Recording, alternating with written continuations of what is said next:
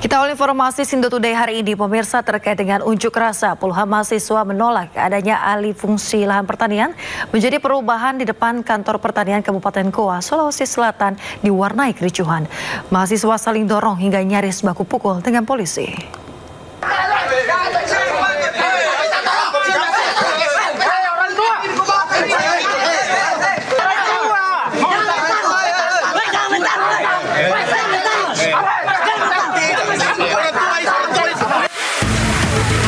Kericuhan antara mahasiswa dan polisi ini terjadi saat puluhan mahasiswa yang tergabung dalam Aliansi Pemuda dan Masyarakat Kabupaten Goa menggelar unjuk rasa di kantor pertanian Kabupaten Goa, Sulawesi Selatan. Mahasiswa saling dorong hingga nyaris baku pukul dengan polisi saat memaksa masuk ke dalam kantor. Bagaimana mungkin masyarakat Kabupaten Goa akan percaya ketika pendapat kita direpresi oleh pemerintah kawasan? Kericuhan baru dapat teratasi setelah polisi mengizinkan mahasiswa berorasi di halaman kantor pertanian. Unjuk rasa ini digelar mahasiswa untuk menolak alih fungsi lahan produktif pertanian menjadi perumahan. Mahasiswa menduga Dinas Pertanian setempat sengaja memberikan rekomendasi atau izin kepada oknum pengusaha yang akan membangun perumahan di lahan produktif. Pemerintah Kabupaten Goa telah memberikan atau dengan sengaja perizinan terhadap beberapa oknum yang kemudian itu telah melanggar dari ketentuan undang-undang yang berlaku. Sementara itu, Dinas Pertanian Kabupaten Goa menyebut perubahan aturan alih fungsi lahan produktif menjadi perumahan hingga kini masih dikaji ulang. LP2B saat ini sementara bergulir. Jadi jadi baru-baru kepala dinas termasuk Pak Sekda dan sebagian pejabat yang berwenang tentang hal LP2B itu sudah ke Jakarta. Nah, kita tunggu dulu keputusannya. Jadi bukan kita langsung bisa, oh ya harus begini, kita menunggulah. Jadi bersabarlah. Di akhir orasi, mahasiswa pun menuntut agar kepala dinas pertanian dicopot dari jabatannya karena diduga telah menyalahgunakan wewenang. Dari Kabupaten Goa, Sulawesi Selatan, Bukma, iNews melaporkan. Pemirsa, jembatan penghubung antar kecamatan di Halmahera Utara, Maluku Utara ambruk diterjang banjir akibat hujan deras yang mengguyur wilayah tersebut. Akibat kejadian itu membuat satu kecamatan terisolir. Si jembatan Pasawane di Desa Saluta, Galela Utara sudah tidak bisa dilewati oleh kendaraan-kendaraan karena jembatan putus. Hujan deras yang mengguyur Kabupaten Halmahera Utara, Maluku Utara pada Kamis malam menyebabkan jembatan di Desa Saluta yang menghubungkan Kecamatan Galela Utara dan Kecamatan Loloda ambruk. Tidak adanya jalur alternatif membuat Kecamatan Loloda terisolasi. Sementara itu, masyarakat yang dibantu aparat berupaya membangun jembatan darurat yang bisa dilintasi oleh kendaraan roda 2 maupun masyarakat. Jembatan Pasawane yang kemudian karena intensitas hujan yang begitu tinggi dari pagi sampai siang sehingga terjadi banjir yang begitu parah, dan kemudian jembatan yang ada di Desa Saluta, Kecamatan Galela Utara mengalami kerusakan sehingga sampai dengan malam ini masyarakat yang dari Loloda dan desa-desa lain di Galela Utara itu tidak bisa lagi menyeberang jembatan menggunakan kendaraan roda 4 maupun roda 2. Bapak Pendeta keluar. Tak ada korban jiwa dalam peristiwa ini. Pemerintah telah mengevakuasi ratusan warga yang terdampak banjir. Dari Ternate, Maluku Utara, Ismail Sangaji, iNews melaporkan. Pelat besi yang digunakan sebagai pelindung lapisan beton Jalan Tol Wiyoto Wiono di Papanggo, Tanjung Priok, Jakarta Utara hilang dicuri. Kondisi ini telah berlangsung selama setahun, pemirsa, hingga membuat warga sekitar resah dan khawatir akses jalan tol ini roboh dan melukai warga.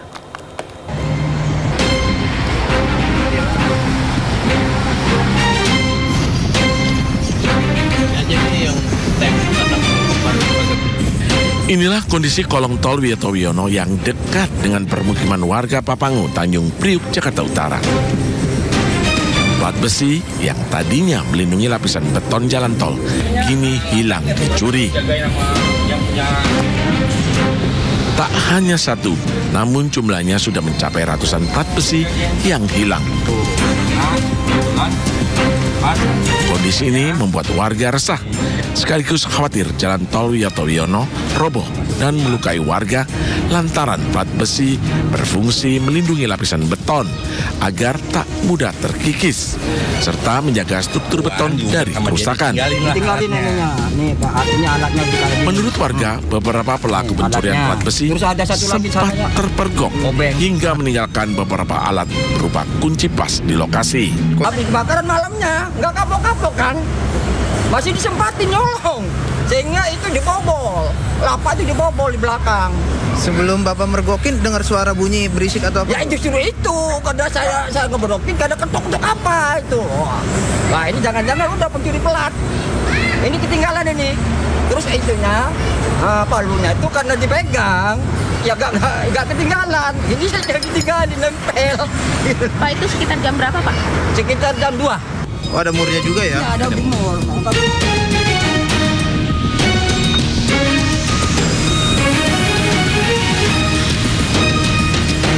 Warga berharap pemerintah dapat memperbaiki kolong jalan tol Wiyoto Wiono Papangu agar tak memakan korban. Dari Jakarta, Sofyan Firdaus, iNews. Pemirsa, ribuan batang bambu bekas pagar laut di Desa Kohot Paku Haji, Tangerang menjadi masalah bagi nelayan. Nelayan kesulitan melaut karena perahu tertutup lumpur sisa pagar laut.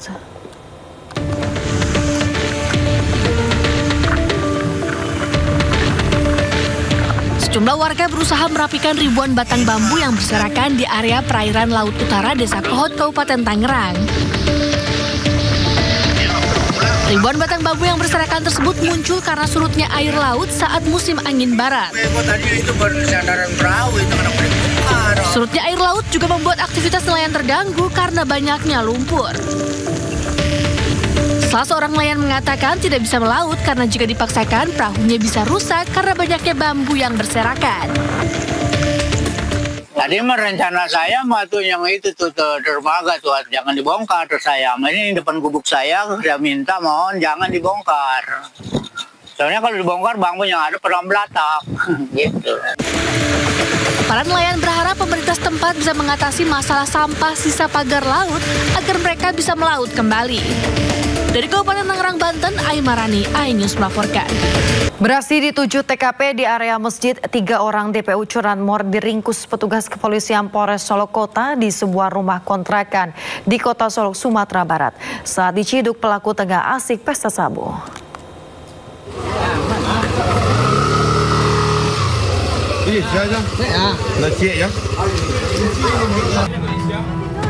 Petugas meringkus 3 orang tersangka curanmor di sebuah rumah kontrakan di Kelurahan Tanah Garam, Kota Solok saat menggelar pesta narkoba jenis sabu. Dari 3 tersangka, 2 diantaranya merupakan residivis yang sudah 7 kali keluar masuk penjara atas kasus curanmor. Selain mengamankan 3 orang tersangka, petugas turut mengamankan barang bukti 4 unit motor curian yang disembunyikan di salah satu rumah pelaku di daerah Muaropaneh, Kabupaten Solok.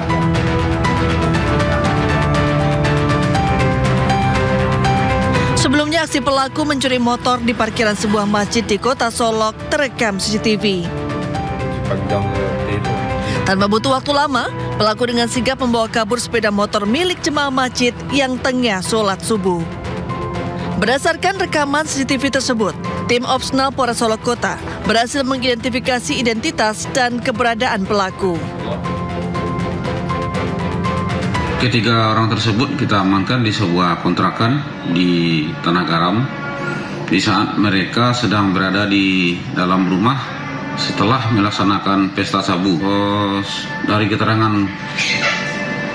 tersangka selalu pada dini hari atau subuh di saat aktivitas masyarakat akan dimulai dan sering mereka melaksanakan kegiatan di masjid-masjid atau musala. Berarti sasarannya memang parkiran masjid ya Pak? Iya. Tersangka dijerat pasal pencurian dengan pemberatan dengan ancaman hukuman di atas 9 tahun penjara. Dari Kota Solok, Sumatera Barat, Budi Sunandar, iNews melaporkan. Kapolres Pacitan yang diduga memperkosa tahanan wanita diberhentikan secara tidak hormat. memperkosa korban di ruang tahanan kantor kepolisian.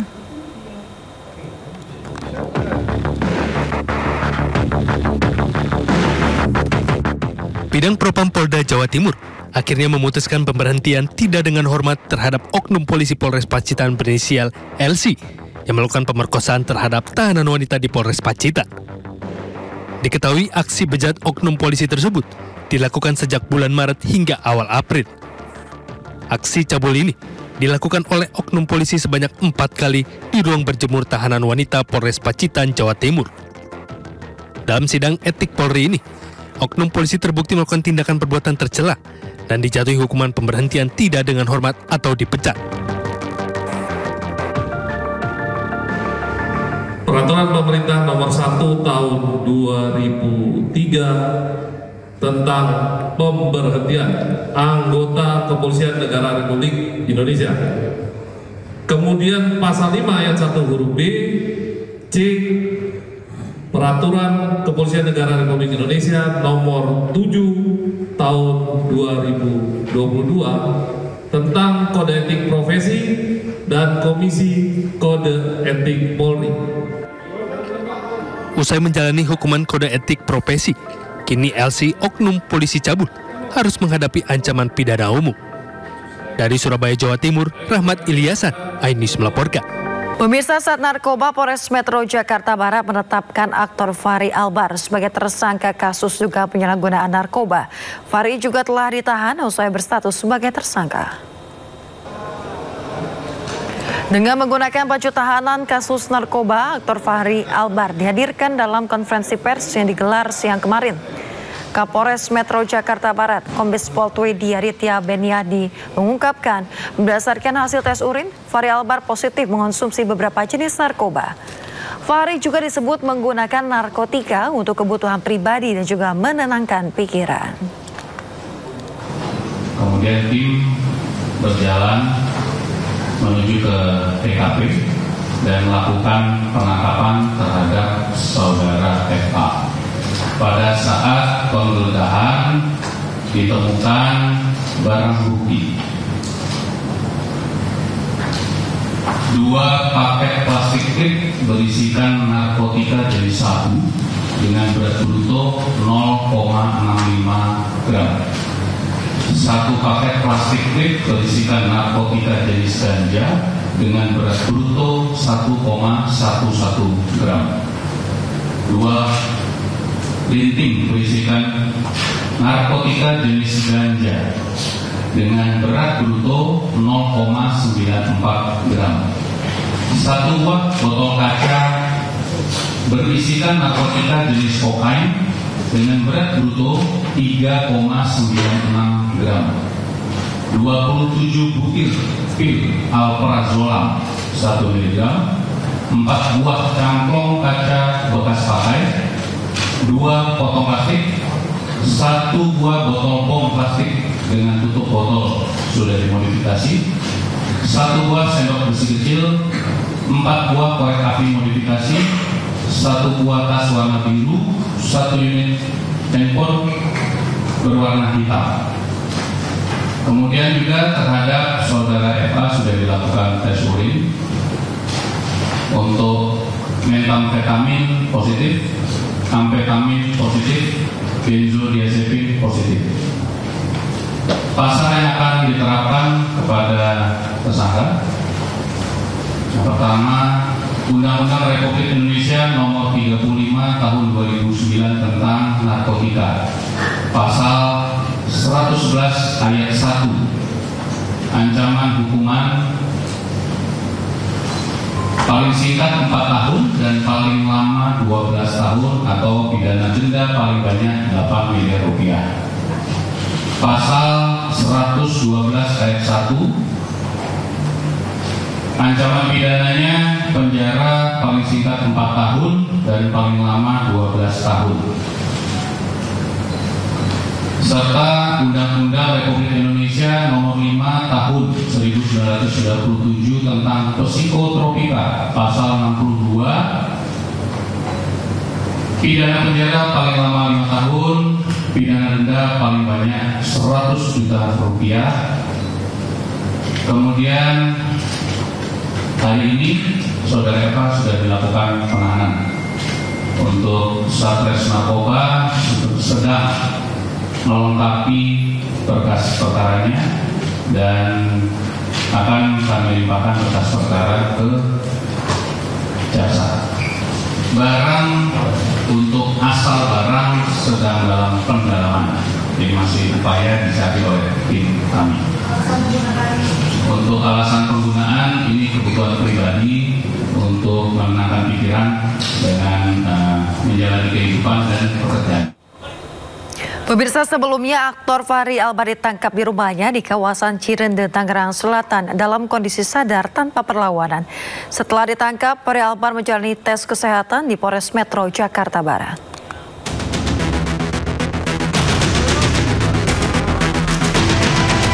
Aktor Fahri Albar ditangkap di rumahnya di kawasan Cirende, Tangerang Selatan dalam kondisi sadar tanpa perlawanan. Polres Metro Jakarta Barat telah melakukan tes urin terhadap Fahri Albar untuk mengetahui kondisinya. Hasilnya, Fahri positif mengonsumsi lebih dari 1 jenis narkotika. Kemarin kita sudah konfirmasi mengamankan saudara FA. Kemudian hari ini tadi kita sudah melaksanakan tes kesehatan, memastikan bahwa kondisinya dalam keadaan sehat dan baik. Setelah itu kita masih melaksanakan pendalaman, baik itu terkait peran maupun jenis dan jumlah barang bukti masih dalam pemeriksaan kita. Untuk hasil tes urinnya gimana Pak Kasih? Gimana? Hasil tes urinnya gimana? Untuk tes urin dinyatakan positif konsumsi beberapa jenis narkotika. Nanti jenis narkotika pada saat ditemukan, jenis dan jumlah barang bukti akan kita sampaikan nanti lengkapnya besok pagi saat konferensi pers. Saat ditangkap dia sama siapa? Mungkin ada. Kemarin sudah disampaikan nih sama Kasat untuk diamankan sendiri di kediaman. Sebelumnya, Fahri Albar diamankan di rumahnya di kawasan Jakarta Selatan pada hari Minggu kemarin. Saat diamankan, petugas menemukan sejumlah barang yang diduga mengandung narkotika. Dari Jakarta, Jen Cahyani, Iriansyah, dan Di Bernadi, iNews melaporkan. Sebuah lapak menjual bensin eceran sekaligus tambal ban di Jalan Jati Baru Raya, Tanah Abang, Jakarta Pusat terbakar usai ditabrak sebuah taksi konvensional. Tak hanya lapak bensin eceran, pemirsa, taksi ugal-ugalan itu juga menabrak sejumlah sepeda motor hingga rusak berat.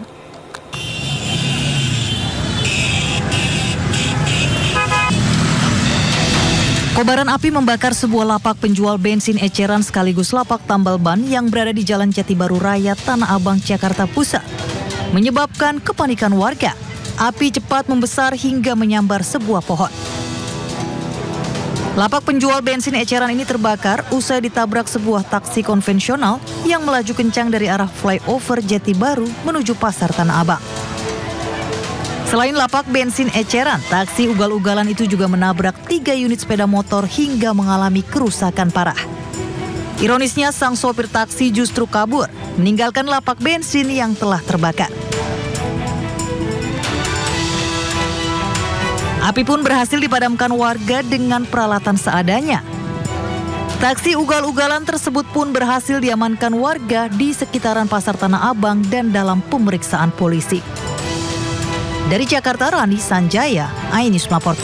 Pemirsa, saatnya kita simak pantauan arus lalu lintas. Kami telah terhubung dengan Brigadir Traslinda dari NTMC Polri yang kini berada di kawasan Kasablangka, Jakarta Selatan. Selamat pagi, Brigadir Traslinda. Silakan dengan laporan Anda.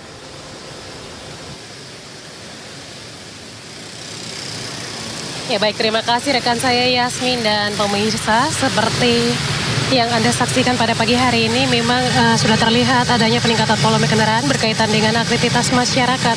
Pada pagi hari ini saya akan menunjukkan kepada Anda secara real time di mana ini merupakan volume kendaraan dari arah Saharjo yang akan mengarah ke arah Tanah Abang, di mana jumlah volume kendaraan pada pagi hari ini meningkat dengan dominasi kendaraan roda 2 dan juga adapun kendaraan roda 4. Kami harapkan Anda tetap menjaga jarak aman kendaraan Anda, kemudian utamakan keselamatan dalam berlalu lintas. Kemudian untuk kendaraan yang akan memasuki jembatan layang nontol pada pagi hari ini dalam keadaan ramai dan lancar. Namun masih kami temukan pengendara roda 2 di mana di sana sudah ada rambu ataupun marka jalan yang ditetapkan bagi pengendara roda 2 untuk tidak melintas di kawasan jalan layang nontol Kasablanka ini. Namun sampai pagi hari ini masih banyak kendaraan yang melintas di kawasan ini. Terkhusus kendaraan roda 2, kami himbau bahwa jembatan layang nontol ini hanya bagi pengendara roda 4, tidak untuk kendaraan roda 2 maupun kendaraan pengangkut barang. Hal ini sudah diatur di dalam peraturan perhubungan maupun Undang-Undang Lalu Lintas nomor 22 tahun 2009 tentang lalu lintas yang angkutan jalan, mengingat keselamatan di jalan nontol ini sangat berpengaruh apabila terjadi turbulensi angin dapat menyebabkan kecelakaan lalu lintas. Kemudian di arah sebaliknya dari arah Tanah Abang yang akan mengarah ke Saharjo pada pagi hari ini masih dalam keadaan ramai dan lancar. Tidak ada hambatan-hambatan di sana, namun prediksi kami pada pukul 10 ataupun hingga pukul 11 nanti akan terjadi peningkatan volume kendaraan di kawasan ini, mengingat kawasan ini juga ada aktivitas masyarakat yang akan mengarah ke Mall Kasablanka pada pukul 10 nanti, sehingga akan terjadi peningkatan volume kendaraan. Untuk itu, bagi Anda yang akan melintas di kawasan ini, tentunya pastinya Anda selalu mengutamakan keselamatan dalam berkendara dengan selalu berhati-hati. Hal ini juga untuk mencegah terjadinya kecelakaan lalu lintas. Kemudian masih juga kami menemukan pengendara roda 2 yang tidak menggunakan helm standar STNI. Kami tekankan kembali bahwa helm standar STNI ini sebagai standar keamanan di jalan untuk pengendara roda 2. Kemudian Yasmin, kami juga menginformasikan data RSMS Korlantas Polri, dalam kurun waktu 1 kali 24 jam terjadi 216 kasus laka lantas dengan rincian 21 orang meninggal dunia, 37 orang luka berat dan 299 orang luka ringan. Dari data tersebut 99% terjadi di jalur arteri. Dan untuk itu kami himbau bagi para pengguna jalan yang menggunakan jalur arteri sebagai jalur Anda untuk selalu berhati-hati dalam berkendara, utamakan keselamatan di jalan, serta budayakan tertib berlalu lintas. Hal ini untuk menekan tingginya kecelakaan lalu lintas di seluruh Indonesia. Dan bagi Anda yang akan mengupdate informasi seputar arus lalu lintas terkini, kami siap melayani Anda di 1506669 ataupun melalui SMS center kami di 9119. Yasmin, kembali ke Anda di studio, silakan. Baik, terima kasih Brigadir Traslinda atas laporan Anda dari kawasan Kasablanka, Jakarta Selatan. Selamat bertugas kembali dan salam presisi. Pemirsa, sidang kasus dugaan suap pengurusan pergantian antar waktu anggota DPR untuk Harun Masiku dengan terdakwa Sekjen PDIP Hasto Kristianto yang digelar di Pengadilan Tindak Pidana Korupsi Jakarta Pusat diwarnai kericuhan di luar ruangan sidang. Sejumlah orang yang diduga akan berbuat gaduh diusir paksa hingga sempat dihakimi massa pendukung Hasto.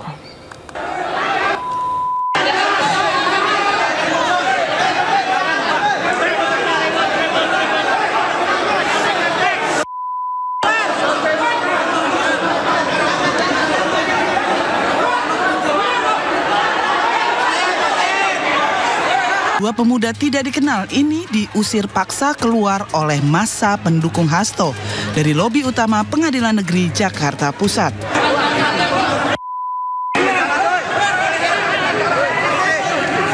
Petugas yang melerai keributan sempat kewalahan lantaran massa terus memaksa keduanya meninggalkan lokasi. Jagain.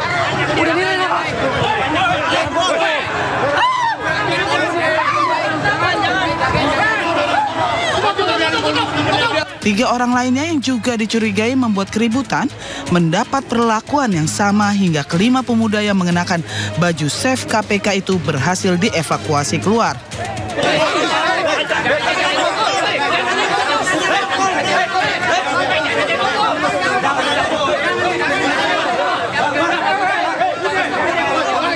Tim kuasa hukum Hasto menduga jika orang-orang tidak dikenal tersebut merupakan massa bayaran yang sengaja didatangkan untuk membuat kegaduhan saat jalannya persidangan. Teman-teman wartawan juga hari ini, pagi ini sempat kesulitan kan untuk akses ke dalam ruang persidangan. sebenarnya kami juga menyampaikan, kami mencegah untuk orang-orang yang akan melakukan provokasi. Yang melakukan provokasi dengan memakai baju-baju seolah-olah mendukung penegakan hukum, mendukung KPK. Teman-teman bisa melihat, di depan masih banyak massa bayaran yang mendemo untuk meminta Pak Sekjen PDI Perjuangan untuk segera ditangkap. Ini artinya apa? Kasus ini adalah kasus politik dengan dalil penegakan hukum korupsi.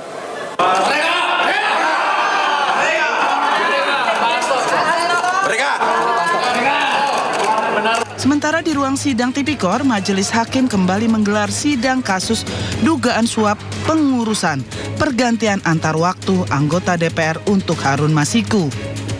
Hasto Kristianto juga hadir dalam sidang dengan agenda mendengarkan keterangan saksi.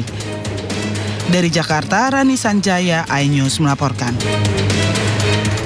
Sementara Sekjen PDIP yang merupakan terdakwa kasus dugaan korupsi pergantian antar waktu anggota DPR untuk Harun Masiku, Hasto Kristianto menyebut persidangan yang dijalaninya merupakan daur ulang proses pengadilan yang telah berkekuatan hukum tetap. Menurut Hasto, tak ada fakta baru yang dihadirkan KPK.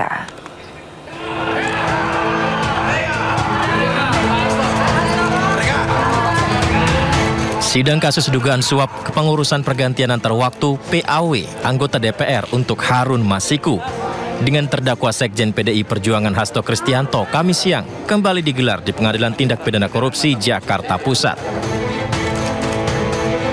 Sidang dengan agenda mendengarkan keterangan saksi ini, jaksa penuntut umum menghadirkan pengacara PDIP sekaligus tersangka kasus dugaan suap PAW Harun Masiku, yakni Doni Tri Istiqomah dan ex-komisioner Bawaslu Agustiani Tio Fridelina.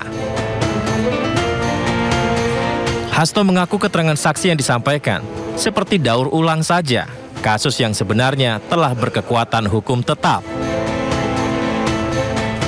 Bagaimana ini betul-betul suatu daur ulang terhadap suatu proses pengadilan yang telah memiliki kekuatan hukum tetap dan kemudian diproses kembali segala sesuatunya dari awal. Padahal di dalam putusan pengadilan tersebut terhadap terdakwa Wahyu Setiawan, Saiful Bakri dan juga Agustian Tio, itu semua sudah jelas fakta-fakta hukumnya. Dan tapi demi menghormati seluruh proses, kita melihat bahwa banyak hal yang kemudian harus diputar kembali. Dan apa yang dijanjikan oleh KPK adanya fakta-fakta baru sampai hari ini tidak pernah terungkap, yang membuat proses ini harus diulangi kembali. Sementara seorang saksi lain, Saiful Bahri, yang merupakan mantan terpidana kasus suap Harun Masiku, tidak hadir di agenda sidang kali ini. Dari Jakarta, Rani Sanjaya, iNews melaporkan. Pemirsa, sebelumnya pengamat militer Koni Rahakundini akhirnya muncul dengan membawa dokumen rahasia titipan Sekjen PDIP Hasto Kristianto. Dokumen yang sebelumnya disimpan di Rusia itu diserahkan kepada Wakil Sekjen PDI Perjuangan Aryo Adidarmo. Jadi begini, saya terangkan, notaris pertama ini tentang 32 dokumen, dicap oleh notaris. Notaris kedua adalah ini notaris Rusia ya Mas? Rusia, saya Rusia. Nanti diterangkan aja ada. Nah, yang ini dokumen tambahan. Jadi total dokumen pada saya itu 37. Yang paling mengerikan untuk saya nomor 16. Nah itu hubungan dengan Kapolri. Dan nomor 7. Bagaimana PDIP mau dibubarkan, dihancurkan. Nah, itu aja. Kalau saya merasa berlipat, saya deg-degan dengan dua dokumen itu. Yang lain kan tentang korupsi, apa itu. Nah, ini ya, ada tanda tangan notaris juga. Nah, kemudian selain dokumen itu, saya dijadikan video. Dan ini video ini saya harus serahkan juga kepada Mas Adi. Kalau soal nanya bentuknya apa? Bentuknya ini. Flash disk. Tidak ada saya copy ini semua. Saya ada perjanjian dengan Mas Hasto, tidak boleh saya edarkan dan lain-lain, apalagi mengcopy. Nah, kalau ditanya kenapa saya serahkan sekarang ke Pak Adi? Pak Adi, saya sejak Mas Hasto di dalam saya nggak bisa kontak. Bagaimana saya punya akses? Kedua, Ibu bilang sama saya untuk tidak boleh bicara sama sekali. Jadi untuk apa saya pengen dokumen? Yang ketiga ini yang paling penting. Mas Adi, ini kontrak dari kampus saya, St. Petersburg University, kan? Tanggal 10 Maret. Saya itu diangkat menjadi highly qualified specialist. Kalau saya itu Perdana Menteri. Yang dapat gelar seperti ini saya Perdana Menteri. Nah, ini dicanangkan oleh saya, ya, dan kontrak saya di Rusia sampai 26 Februari 2028. Ini kampus apa Mbak namanya Pak? Saint Petersburg State University. Ini langsung di bawah Kremlin. Ini capnya, ini penantangannya. Jadi saya memang akhirnya harus menetap di Rusia dan mungkin menjadi warga negara daripada sini lihat. Begitu Mas Adi. Jadi tolong sampaikan ke Pak Dirjen. Saya terima kasih dipercaya, tetapi saya sudah harus menyerahkan kepada, kan kita waktu diserahkan saya ada di sini. Jadi di luar ini. Buat sehat sukses. Terima kasih. Pemirsa, mantan Menteri Pemuda dan Olahraga Roy Suryo dilaporkan ke Barreskrim Polri atas dugaan ujaran kebencian dan penghasutan soal tudingan ijazah palsu Presiden RI ke-7 Joko Widodo. Selain Roy Suryo, Dr. Tifa dan Rismon Sianipar juga ikut dilaporkan.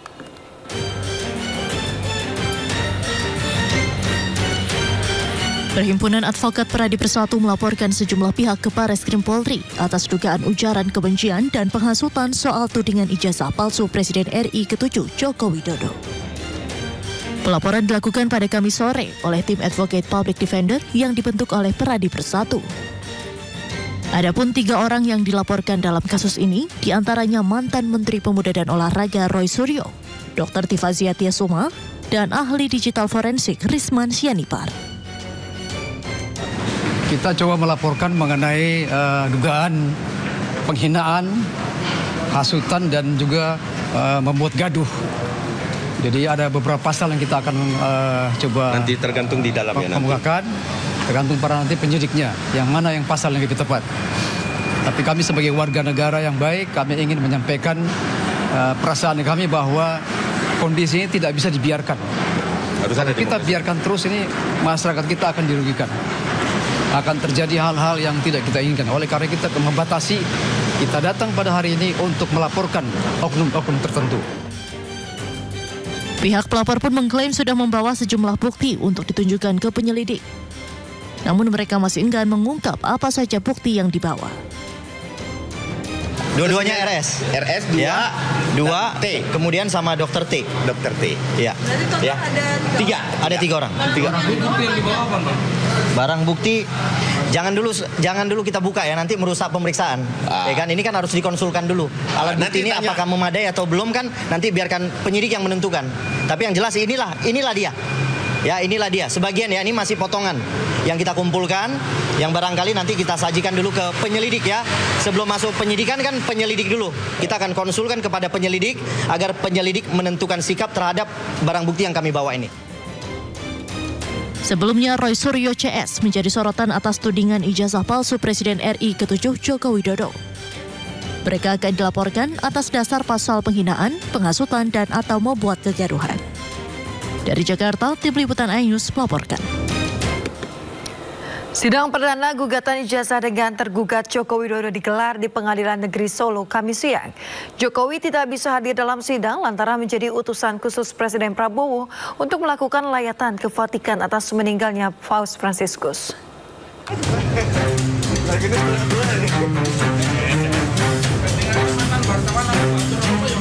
Pengacara asal Solo, Muhammad Taufik sebagai pihak penggugat mendatangi Pengadilan Negeri Solo bersama sejumlah kuasa hukumnya menghadiri sidang perdana dalam perkara ijazah Presiden ke-7 Joko Widodo. Taufik tidak berkomentar saat ditanyai sejumlah persiapan sidang oleh awak media. Sidang gugatan ijazah Presiden ke-7 Joko Widodo digelar di ruang Suryadi. Sidang sempat diskorsing selama 20 menit karena kuasa hukum tergugat 3, yakni SMA Negeri 6 Solo, belum didaftarkan. Sementara itu sebagai pihak tergugat 1, Joko Widodo sendiri tidak bisa hadir dan diwakili kuasa hukumnya. Menurut kuasa hukumnya, Jokowi tidak bisa hadir karena menjadi utusan khusus Presiden Prabowo untuk melakukan lawatan ke Vatikan atas meninggalnya Paus Fransiskus.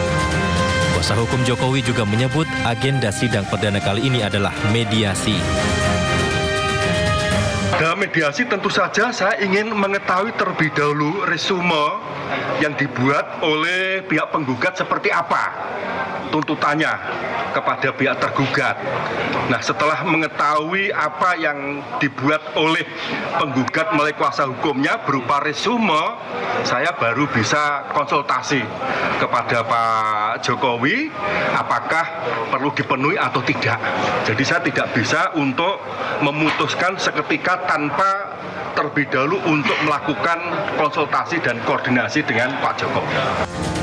Setidaknya ada 4 pihak yang menjadi tergugat dalam kasus ijazah Jokowi ini. Selain Jokowi sebagai tergugat 1, kemudian ada KPU Kota Solo sebagai tergugat 2, SMA Negeri 6 Solo sebagai tergugat 3, dan Universitas Gadjah Mada sebagai tergugat 4.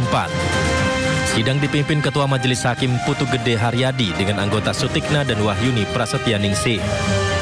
Dari Solo, Jawa Tengah, Septiantoro, iNews melaporkan. Pemirsa, selain sidang perdana terkait gugatan ijazah, sidang perdana gugatan mobil SMK dengan tergugat Presiden ke-7 Joko Widodo digelar di Pengadilan Negeri Solo. Sidang yang sudah berjalan kemudian ditunda selama 2 pekan karena ketidakhadiran salah satu pihak tergugat.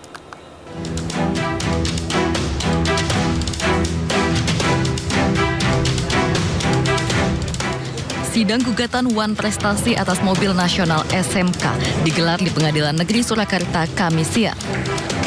Sidang yang sudah berjalan kemudian ditunda karena ketidakhadiran salah satu pihak tergugat, yakni Ma'ruf Amin selaku pihak tergugat 2. Ya, karena hari ini pihak tergugat semua itu belum lengkap. Tergugat 2 belum hadir, sudah dipanggil salah patut, sehingga sesuai hukum acara harus ditunda untuk memanggil kembali. Ya, 99. Sebagai pihak penggugat, Aufa Lukmananrea, warga Ngoresan Cebres, Kecamatan Cebres, Surakarta, Jawa Tengah, menuntut ganti rugi Wan Prestasi sebesar 300 juta rupiah. Selain Joko Widodo dan mantan Wakil Presiden Ma'ruf Amin, pihak tergugat lainnya adalah pabrik SMK PT Solo Manufaktur Kreasi. Penggugat menyebut tergugat tidak dapat memenuhi janjinya dalam hal memproduksi mobil SMK secara massal sehingga dikategorikan sebagai perbuatan Wan Prestasi. Sementara itu, dalam pernyataan beberapa waktu lalu, Joko Widodo mengaku siap menghadapi gugatan terkait mobil SMK yang dilayangkan ke Pengadilan Negeri Solo. Nanti ditanyakan juga ke pengacara, karena kita serahkan semuanya ke pengacara. Artinya ini kan juga kasus lama ya Pak ya? Bukan kasus lama, ini bukan kasus sebetulnya. Ya tapi tetap harus dilayani. Ini negara hukum. Semuanya sama di mata hukum. Ada gugatannya dilayani. Tanggapannya Pak, karena ini gugatannya dari warga sendiri Pak? Ya, seluruh warga negara Indonesia. Pak, jadwalnya kan sudah keluar. Kira-kira nanti datang atau diwakilkan Pak? Nanti, saya belum konsultasi dengan pengacara. Sebelumnya, Presiden Republik Indonesia ke-7 Joko Widodo digugat warga Solo terkait produksi mobil SMK yang hingga kini tidak terwujud. Dari Solo, Jawa Tengah, Septiantoro, iNews melaporkan. Pemirsa, dampak dari kasus dugaan pelanggaran etik ex-direktur pemberitaan JAK TV, Tian Bahar, Jaksa Agung mendatangi gedung Dewan Pers Kamis siang.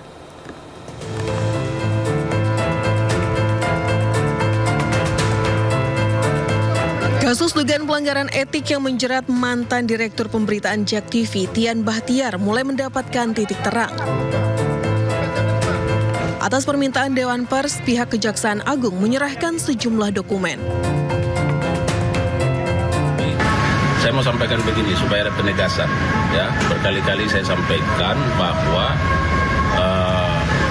terkait dengan apa yang sedang dikerjakan oleh penyidik, ya, terhadap yang bersangkutan itu lebih kepada perbuatan personal, ya, itu perbuatan personal, ya, bahwa media itu hanya sebagai alat karena dia ketepatan berprofesi di media. Tapi kalau totalnya bisa disebut ya Pak, kayak ada total dokumen atau total ada beberapa bundel, ya. Mungkin ada 10 bundel.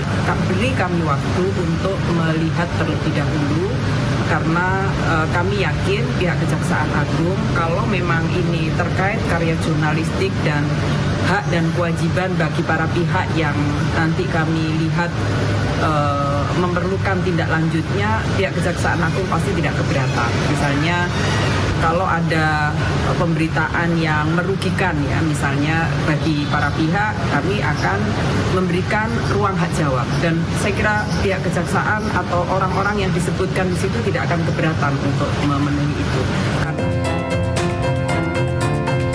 Sebelumnya dalam perkara ini diduga Tian menerima uang sebesar hampir 500 juta rupiah dari dua advokat, yaitu Marcella Santoro dan Junaidi Saibi. Penerimaan uang ini diduga untuk membuat berita-berita yang memojokkan penanganan perkara oleh Kejagung. Sementara itu karena background Tian sebagai jurnalis, diduga Tian telah melanggar kode etik sebagai wartawan dalam menjalankan profesionalisme kerjanya. Tim Liputan iNews melaporkan. Pemirsa, sebelumnya Kejaksaan Agung menyita barang bukti berupa 2 kapal pesiar dari pengacara Arianto, salah satu tersangka kasus suap vonis putusan lepas korupsi minyak mentah yang melibatkan 3 hakim di Pengadilan Tipikor.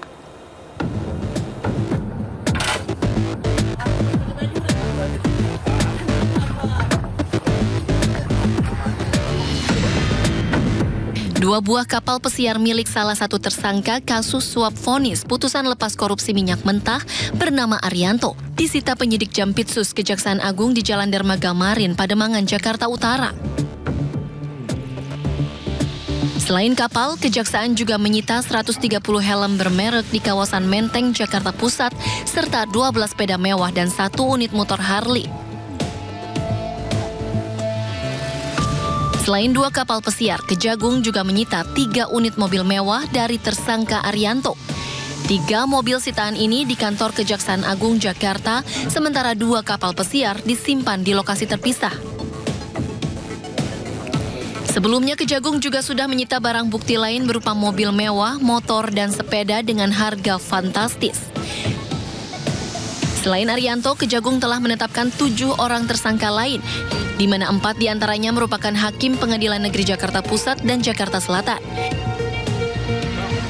Sementara itu, Direktur Pemberitaan JAK TV Tian Bahtiar yang juga menjadi tersangka mengatakan menerima uang secara pribadi untuk membuat berita negatif termasuk merintangi Kejagung dalam penyidikan kasus timah dan impor gula. Terkait dugaan kasus tersebut, Tian pun terancam 12 tahun penjara. Tim Liputan iNews melaporkan. Pemirsa, pasca penemuan uang 5,5 miliar rupiah terkait kasus suap vonis lepas minyak mentah, rumah kerabat Hakim Ali Muhtarom sepi aktivitas. Tidak ada garis polisi yang terpasang di rumah tersebut.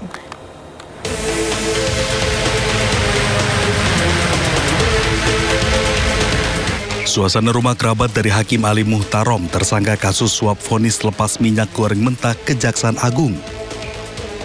Rumah tampak sepi, tak ada garis polisi ataupun penyegelan yang dilakukan oleh petugas. Ya, saya situ Pak. Waktu pulang geledahan malah nggak tahu. Tahunnya sudah dihitung. Mau dibuka dihitung loh, baru tahu di barangnya dikira terus seluruh situ lah baru dibuka. Itu menyaksikan saya di belakang. Oh, menyaksikan. Sebelumnya, Kejaksaan Agung menggeledah rumah kerabat Hakim Ali Muhtarom tersangka kasus dugaan suap vonis lepas korupsi minyak goreng.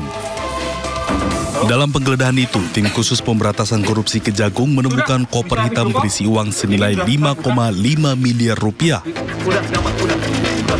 Yang pertama, bahwa benar penyidik melakukan penggeledahan dan penyitaan di sebuah rumah ya di Jepara ya beberapa waktu yang lalu, itu pertanggal 13 April 2025, dan dari rumah tersebut ditemukan sejumlah uang dalam mata asing sebanyak 3.600 lembar atau 36 blok ya, yang dengan mata uang asing 100 USD ya. Jadi kalau kita setarakan di kisaran 5,5 M ya. Nanti silakan dihitung ya kalau penyetaraannya. Dan terkait dengan itu perlu juga saya sampaikan bahwa penyidik sudah menyetorkan menyetor titipkan ya hasil sitaan tersebut di rekening penitipan lainnya di Bank BRI. Nah, jadi supaya rekan-rekan media juga memahami bahwa cara-cara kerja penyidikan terkait dengan penyitaan untuk sejumlah uang itu langsung dilakukan penyetor titipan, karena ini kan masih dalam proses di Bank Persepsi ya bisa. Dalam koper itu ditemukan dalam pecahan mata uang dolar sebanyak 3.600 lembar yang terbungkus plastik dengan rapi. Tim Liputan iNews melaporkan. Ke informasi lain, pemirsa, Presiden Prabowo Subianto merespon dan menghormati 8 tuntutan Forum Purnawirawan Prajurit TNI. Melalui penasihat khusus Presiden Bidang Politik dan Keamanan Wiranto, permintaan tersebut telah sampai ke tangan Presiden dan tengah dipelajari dengan sesama.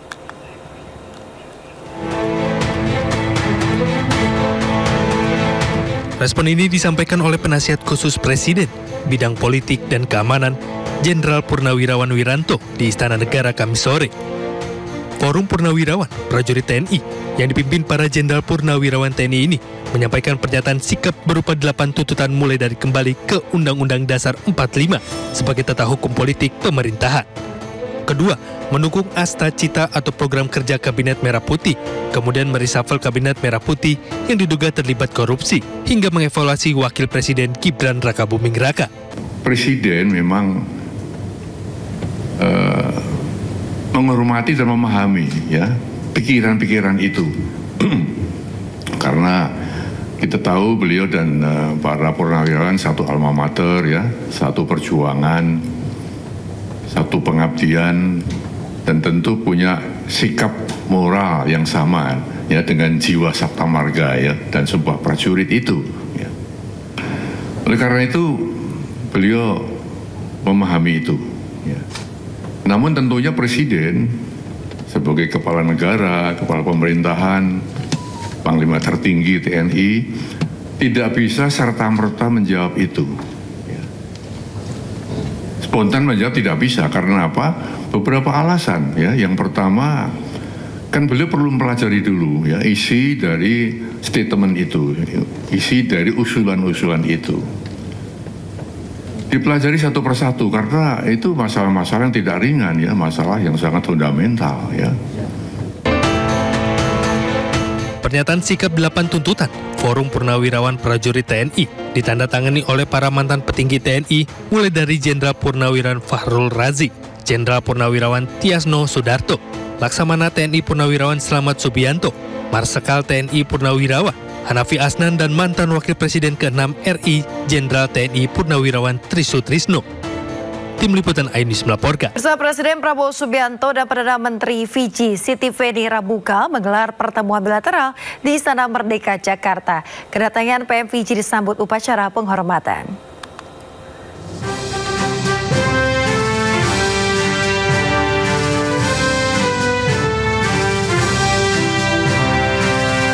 Presiden Prabowo Subianto menerima kedatangan Perdana Menteri Republik Fiji Siti Feni Rabuka di Istana Merdeka, Jakarta, Kamis pagi. Kehadiran PM Rabuka disambut pasukan jajar kehormatan hingga sejumlah siswa sekolah dasar yang mengibarkan bendera Indonesia dan bendera Fiji.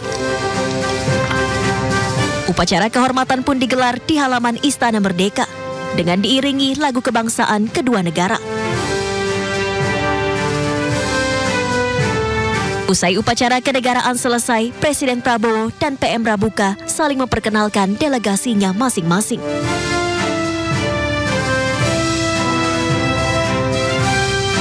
Agenda dilanjutkan dengan pertemuan 4 mata kedua negara untuk membahas penguatan hubungan bilateral serta kerjasama Indonesia-Fiji di berbagai bidang strategis. Dalam pertemuan hari ini, kita telah membahas hubungan bilateral, apa-apa yang telah menjadi kesepakatan antara kedua negara di saat-saat yang lalu akan kita teruskan.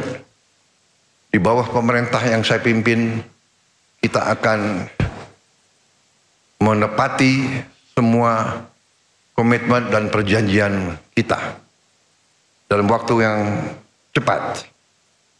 The President, sir, we thank you most sincerely for the recently concluded signing of the agreement for that agricultural training center in Fiji, which will develop into a regional one. And we most sincerely appreciate your grant of 12 million Fiji dollars, which is equivalent to about 6 million US dollars, which is big for Fiji. Presiden Prabowo Subianto berkomitmen akan memperkuat kerjasama dan persahabatan Indonesia-Fiji yang telah terjalin selama puluhan tahun di bawah kepemimpinannya. Dari Jakarta, tim liputan iNews melaporkan. Sebanyak 1.967 orang calon pegawai negeri sipil CPNS mengundurkan diri. Kepala BKN Zudan Arif Fakrullah mengatakan pengunduran diri ini merupakan hasil dari langkah optimalisasi. Pemirsa, adapun optimalisasi merupakan kebijakan yang dibuat oleh pemerintah untuk menghindarkan agar tidak terjadi formasi yang kosong. Sudah mengungkapkan, misalnya di Kementerian Pendidikan Tinggi, Sains dan Teknologi ada peserta CPNS tidak lulus pada formasi dosen sosiologi di Universitas Negeri Jember. Kemudian di Universitas Nusa Cendana ada formasi dosen sosiologi dan yang melamar tidak ada. Sudah menjelaskan orang dengan nilai terbaik secara sistem ini ditawarkan mengisi formasi tersebut. Namun menurutnya dari penyesuaian formasi yang ditawarkan, tidak semua peserta CPNS mau untuk mengisi posisi kosong tersebut. Dari total 16.167 yang lolos, ada sebanyak 1.967 CPNS yang menolak dan akhirnya mengundurkan diri. Secara nasional, optimalisasinya kita bisa mendapatkan hasil 16.167 orang. Ini kalau tidak ada optimalisasi berarti ada 16.000 formasi lebih yang akan kosong. Ini tentu akan memboroskan biaya. Karena optimalisasi terisi 16.000 secara normatif. Kemudian setelah diisi dengan optimalisasi ada 1.967 yang mengundurkan diri, 12%. Alhamdulillah masih ada 88% yang tadinya kosong.